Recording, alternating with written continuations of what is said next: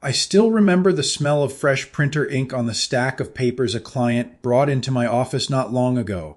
He was 64, retired early, sharp guy. He'd spent a weekend running numbers on a free retirement calculator he found online, and he came in looking like he'd just cracked the code. He had one number highlighted in yellow, 81. That was his break-even age. The point where waiting to claim Social Security would finally start paying off. He figured if he made it past 81, delaying to 70 was the right call. If he didn't, taking it early was smarter. He was proud of that number. And honestly, looking at the spreadsheet, the math wasn't wrong. But the spreadsheet was lying to him. Not by getting the addition wrong. It was lying by hiding a variable, one that could quietly drain $150,000 from his savings account. And beyond the money, it was hiding a different kind of damage. The kind his wife would have to live with for 20 years after he was gone. That's what these break-even calculators do. They give you a clean answer to the wrong question. Most of them assume your portfolio earns exactly 0% while you wait. They don't account for what happens in a down market when you're forced to sell at the worst time. And almost none of them factor in what claiming early does to your surviving spouse. How many of you have plugged your age into one of those online break-even tools? Drop I in the comments. I want to know how common this is, because if you have, this video is going to change how you see that number entirely. Let me show you the assumption buried inside every break-even calculator you've ever used. They all assume that the money sitting in your 401k or IRA earns exactly 0% while you wait to claim. 0. No growth, no compounding, just a number sitting still.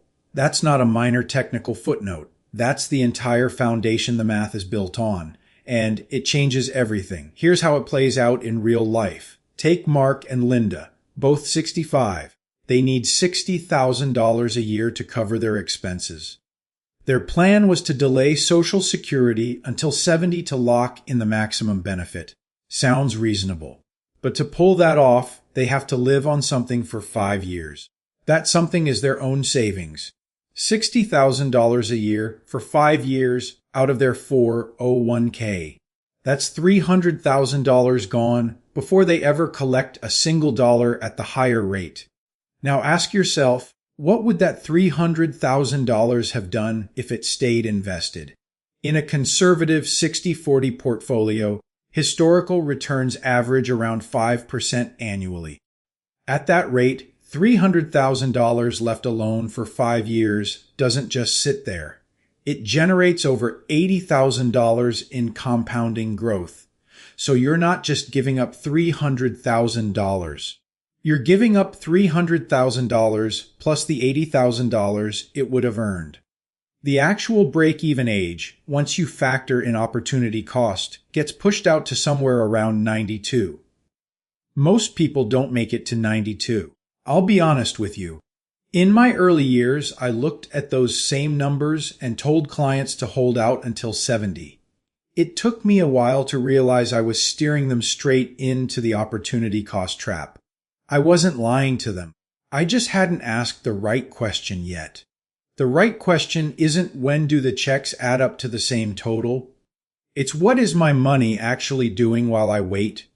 Because every year you delay, you're making a silent bet that the portfolio you're drawing down would have earned nothing. That bet is almost never true. Now, some of you are already thinking, okay, so just take it at 62. Get the money early. Done. I understand why that feels like the logical conclusion right now. But that's exactly where the fatal turn happens. Think back to 2022. The market dropped close to 20% that year, not a blip. A real, sustained drop that lasted most of the calendar year. A lot of people who were right at the edge of retirement watched their account balances fall by a fifth. I know someone who was in exactly that position. Call him Tom. He decided to delay Social Security to build up to a bigger benefit, so he was pulling living expenses straight from his retirement account. About $4,000 a month. When the market dropped, Tom didn't stop withdrawing. He couldn't. The mortgage doesn't pause for a bear market. So every month, he was selling shares at beaten-down prices just to pay his bills. And here's the part that doesn't show up on any calculator. Those shares are gone. When the market recovered in 2023 and 2024, Tom didn't get to ride that recovery with the full portfolio. He'd already sold a chunk of it at the bottom. That sequence of returns risk. And it hits hardest in the window right around retirement, roughly 5 years before and 5 years after you stop working. The math is uncomfortable. If your portfolio drops 20%, and you're also withdrawing 5% a year to live on, your account doesn't just shrink by 20%. It shrinks by closer to 25%, and you're doing it while prices are lowest. Early Social Security, even at a reduced rate, changes that equation. It acts like a shock absorber. If you have $2,000 a month coming in from Social Security, you're pulling $2,000 less from your portfolio every single month the market is down. Those are shares you don't have to sell. Shares that stay invested and recover when the market does. That's not a small thing. That's the difference between a portfolio that survives a bad sequence and one that gets permanently impaired in the first few years. So where does that leave us? Delay to 70 and you drain $300,000 from your own savings during the wait. Claim at 62 and you lose your shock absorber at the exact moment you might need it most, and you lock in a reduced benefit for the rest of your life. Both paths have real costs. The break-even calculator showed you neither of them. I told you there was a fatal turn coming. This is where I have to be straight with you about why the title of this video says you will regret 62. Here's something the break-even calculators never tell you. Social Security dies with you. Your 401k doesn't. Your IRA doesn't. Your investment account doesn't. Those assets pass to your spouse, your kids, whoever you've named. They become part of what you leave behind. Social Security doesn't work that way. The moment you're gone, your benefit stops. What your surviving spouse receives is determined by one number, whatever you were actually collecting when you died. Not what you could have collected, what you were collecting. That distinction is the legacy trap, and most couples don't see it until it's too late. Let me tell you about John. John claimed at 62. His reasoning made sense to him. The men in his family rarely made it past 78. Why wait? Take the money early, enjoy it while you can. He was right about one thing. He died at 78. But John had forgotten to run the numbers for Sarah. Sarah was 75 when John passed. She's now 95. In the 20 years since she lost her husband, her income has been locked at the reduced rate John locked in back when he was 62. Not what he could have received. What he chose to receive after the early claiming penalty. That penalty was roughly 30%.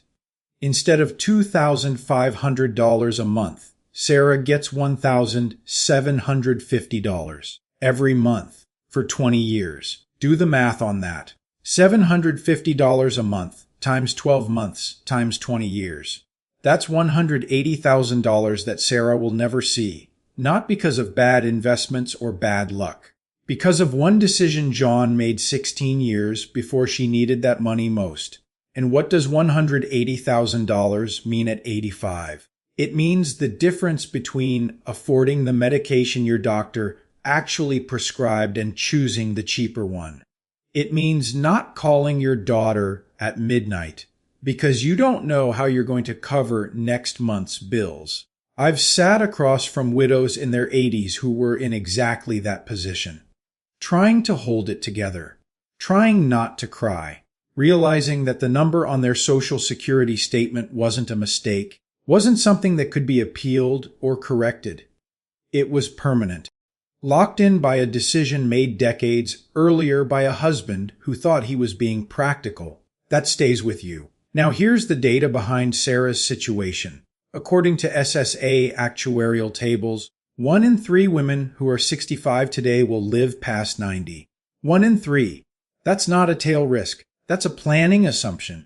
If you're a man making the Social Security decision based on your own life expectancy, you are making a decision that will outlive you by 15 to 20 years and land entirely on your spouse. The higher earner's claiming age doesn't just affect your retirement. It sets the floor for your surviving spouse's income for the rest of her life.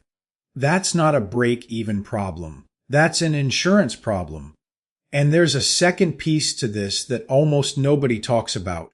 When you claim early and take the penalty, you're also making a choice about your estate. Every dollar you pulled from Social Security early is a dollar you didn't have to pull from your 401k or IRA. But here's the reversal. If you claim Social Security late and drain your portfolio to survive the wait, you've reduced the assets your family can inherit.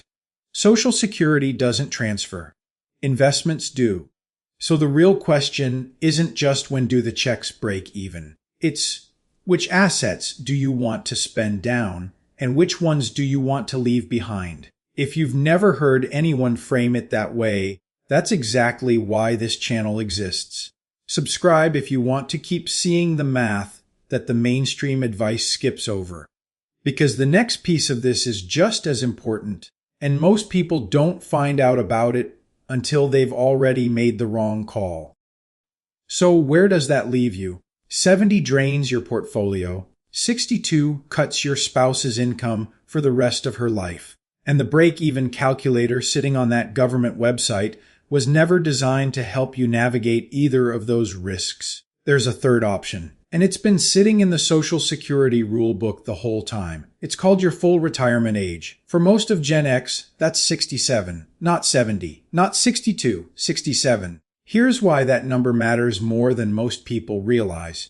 At 67, you receive 100% of your primary insurance amount. No reduction for claiming early. No bonus for waiting longer.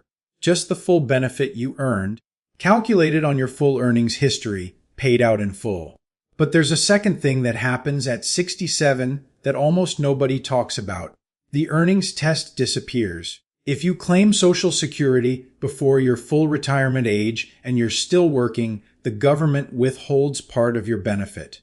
For every $2 you earn above a certain threshold, they take back $1.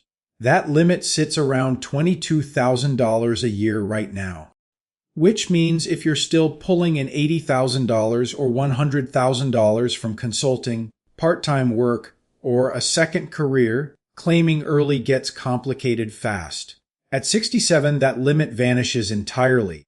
You can earn $100,000 a year, collect your full Social Security benefit, and the government doesn't touch a dollar of it. That's not a small detail. That's optionality.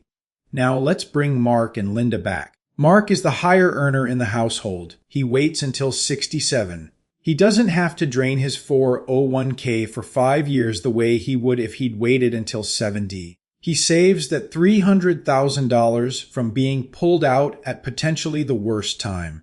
And he locks in 100% of his benefit, which means if Linda outlives him, she inherits the full rate. No penalty. No reduction. The floor he sets for her is solid. Linda is the lower earner. She has more flexibility. She can claim at 62 or 65, take the modest reduction, and use that income to cover travel, experiences, the things that are easier to enjoy when your knees still work. Her reduced benefit isn't protecting anyone's floor the way Mark's is. So the early reduction costs less in the long run. 2 people, same household, different claiming ages, both optimized for their actual role in the financial picture. That's the framework. The higher earner waits for FRA to protect the survivor benefit. The lower earner has room to move depending on health, cash flow, and what they actually want to do in their 60s. This isn't about squeezing the maximum lifetime dollar amount out of the Social Security Administration. It's about making sure the decision you make at 62, 67, or 70 doesn't quietly undermine everything else you've built. Your portfolio grows and transfers. Social Security doesn't. So the goal is to protect the benefit that protects your spouse while preserving the assets that protect your kids. That's the whole game. Social Security was never designed to be a puzzle you solve with a spreadsheet. It's insurance. Insurance against living longer than your money. Insurance against your spouse outliving the decision you made at 62. The break-even calculator on that government website isn't wrong. It's just answering a question that doesn't account for your portfolio, your spouse, your sequence of returns, or the assets you want to leave behind. It's doing linear math on a non-linear life. Don't let a tool that knows nothing about your family set the floor for the person you love most. Optimize for peace of mind, not for a number that has a 95% chance of never playing out the way the spreadsheet assumes. Social Security is only half the picture. The other half is how you pull money out of your retirement accounts without handing the IRS tens of thousands of dollars you didn't have to give them. That's the next video. Subscribe, and I'll see you there.